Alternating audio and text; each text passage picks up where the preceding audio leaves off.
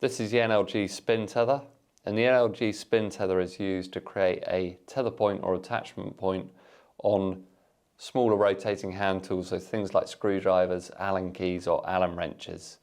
So one of the big problems with rotating hand tools, take something like a screwdriver, is you want the whole of the handle free because you want to get maximum purchase on it.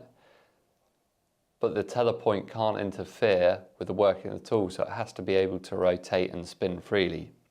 And that's two problems that the spin tether overcomes. So you have a centralized silicon part, which actually contracts and locks onto the shaft of the screwdriver or Allen key. So I push it on like so, and then I tighten up this, and that will now lock onto the shaft of the screwdriver or Allen key.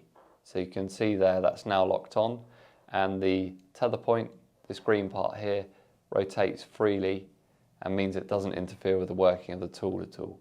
So most people use the spin tether in conjunction with the short coil lanyard, and they clip it on like so and then use a wristband anchor point. So that attaches like so.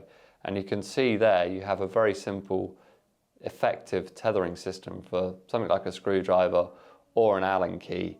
Very easy to use, and that is the NLG Spin Tether.